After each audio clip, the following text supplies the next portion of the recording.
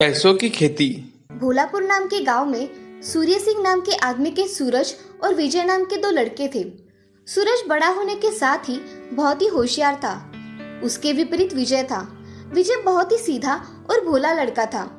कुछ दिनों बाद सूर्य सिंह ने उन दोनों की शादी करवा दी। सूरज की शादी सुहानी से हुई और विजय की शादी रेवती से हुई। उनके घर में सभी हंसी खुशी रहा करते थे। कुछ दिनों बाद सूर्य सिंह को अपनी बिगड़ती हुई तबीयत देख विजय की बड़ी चिंता होने लगी थी, क्योंकि उन्हें पता था कि सूरज बहुत ही होशियार है। उनके जाने के बाद सूरज उनके जायदाद में से विजय को कुछ भी नहीं देगा। ये देख सूर्य सिंह मन में सोचते हैं, मेरे जाने के बाद विजय का क्या होगा? सूरज विजय के भोलेपन का फायदा उठाकर उसे जायदाद में कुछ भी नहीं देगा और उसे दर दर की ठोकरें खाने के लिए छोड़ देगा। ऐसा सोचकर सूर्य सिंह चिंतित रहने लगे। कुछ दिनों में विजय को एक बेटा हुआ जिसका नाम था रवि। रवि छोटा होने के कारण घर में सभी उससे बहुत लाड़ प्यार किया करते थे। कुछ साल में सूरज को भी एक लड़का हुआ। अब सूर्य सिंह का समय उन बच्चों में अच्छी तरह से जाया करता था। रवि अब 8 साल का हो गया था। तभी एक दिन, बेटे, मैं तुम्हें ये सिक्के दे रहा हूँ, इन्हें तुम संभाल कर तुम्हारे पास रखना। इन सिक्कों से समय आने पर तुम खेती कर सकते हो। दादाजी, मैं इन सिक्कों से खेती कैसे कर सकता हूँ? मैं तो कितना छोटा हूँ। सूर्य सिंह रवि के कान में कुछ बताते हैं और रवि समझ जाता है कि उसे क्या करना है। अब रवि खेलने चला जाता है। अब ऐसे ही दिन बीत रहे थे। एक दिन सूर्य सिंह ने खटिया पकड़ ली और बुढ़ापे की वजह से उनका देहांत हो गया। उनके देहांत के कारण कुछ महीने बाद ही सूरज विजय से, पिताजी ने मुझे बुलाकर उनकी आखिरी इच्छा बताई थी। उनकी आखिरी इच्छा क्या थी भैया? पिताजी ने कहा था कि ये हवेली और आम के खेत तुम ले लेना और बाकी हमारा जो दूसरा घर है वो और खेत विजय को दे देना। ऐसा कहा था पिताजी ने। ठीक है भैया, पिताजी ने कहा था तो उचित ही होगा। हाँ विजय, चलो अब तुम इन पेपर पर साइन कर दो और अब तुम उस घर में रहने जा सकते हो।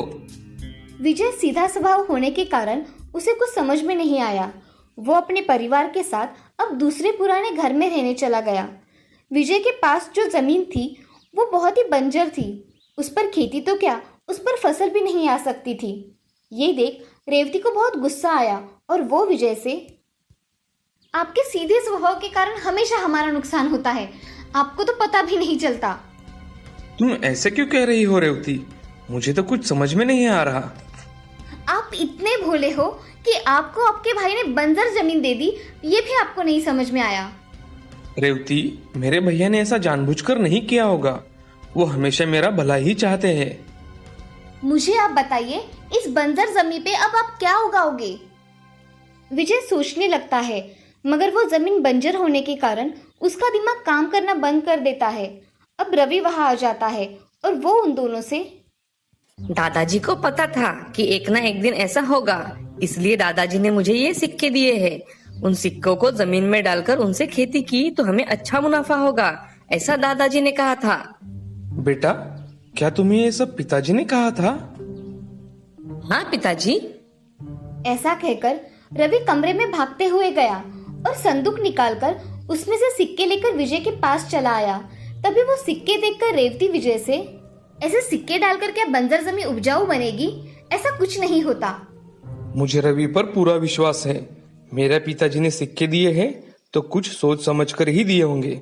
चलो रवि, मैं खेत को पहले अच्छी तरह से जोत लेता हूँ और बाद में हम उसमें सिक्के लगाएंगे। हाँ पिताजी, हम ऐसा ही करेंगे। ऐसा कहकर रवि और विजय खेत जोतने के लिए चले जाते हैं। अब कुछ दिनों में विजय अपना खेत जोतकर तैयार कर लेता है और उस खेत में रवि सिक्के डाल के बो देता है।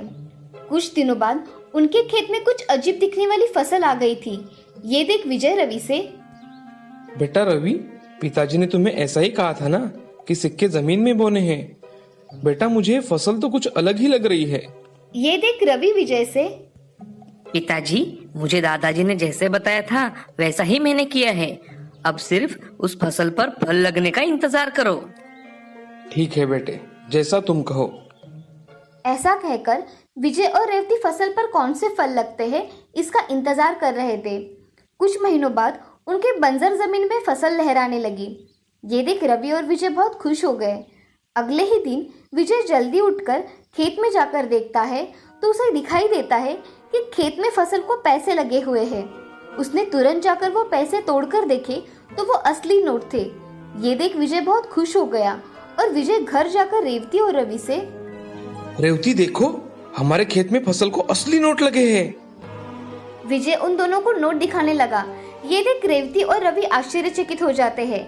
रवि अब खेत को देखने के लिए जल्दी जल्दी निकल जाता है। उसने खेत में देखा तो सारे फसल को पैसों के नोट लगे हुए हैं। ये देख रवि बहुत खुश हो गया और विजय से, पिताजी, मैंने कहा था ना कि ये सिक्के कोई साधारण सिक्के नहीं हैं। इसकी वजह से हमारे बंजर जमीन में ये पैसे आए हैं। अब हमें इसे जमा करके रखना होगा। हाँ बेटा, चलो हम इसे जमा करते हैं। ऐसा कहकर विजय और रवि खेत में से पैसे तोड़ना शुरू कर देते हैं। विजय के खेत में पैसों की फसल देख सारे गांव वाले आश्चर्यचकित हो जाते हैं। रवि और विजय कुछ ही दिनों में फसल के सारे पैसे तोड़कर बहुत सारी बोरियां भर लेते हैं। उसने इतनी सारी बोरियां भर ली कि वो जिंदगी भर बैठ के खाएगा तो भी उसे कम नहीं पड़ेगा। ये बात सारे गांव में पता चल गई थी। सूरज को जब ये बात पता चलती है तभी वो मन ही मन सोचता है, मैंने इसे बंजर जमीन दी, फिर भी विजय को उसमें पैसे मिले। मुझे लगता है कि मुझे वो बंजर जमीन वापस लेकर हरे भरे खेत विजय को देना चाहिए। इसमें ही मेरा फायदा है। इससे मैं रातों रात करोड़पति बन जाऊंगा। ऐसा सोचकर सूरज विजय के यहाँ जाता है। सूरज विजय से, विजय, मुझसे बहुत बड़ी गलती हो गई भाई। मैंने तुम्हें ये बंजर जमीन दे दी और उपजाऊ जमीन मेरे पास रख ली। अब मैं चाहता हूँ कि तुम मेरी जमीन ले लो और मैं तुम्हारी बंजर जमीन ले लेता हूँ। भैया, इसकी क्या जरूरत है? आपने हमें बहुत कुछ दिया है। देखिए, मेरे पास अब इतना पर्याप्त धन है कि मैं उसे बैठकर खाऊं तो भी कम नहीं पड़ेगा। इसलिए आपको ये जमीन चाहिए तो ये जमीन आप ले सकते हो। ऐसा कहते ही सूरज बहुत खुश हो गया और उसने जायदाद के पेपर लेकर विजय के पास आ गया। सूरज ने बंजर जमीन अपने नाम और हरे भरे खेत विजय के नाम कर दिए। अब सूरज उसकी हवेली छोड़कर पुराने घर रहने चला आया और विजय अपने परिवार के साथ फिर से हवेली रहने चला गया।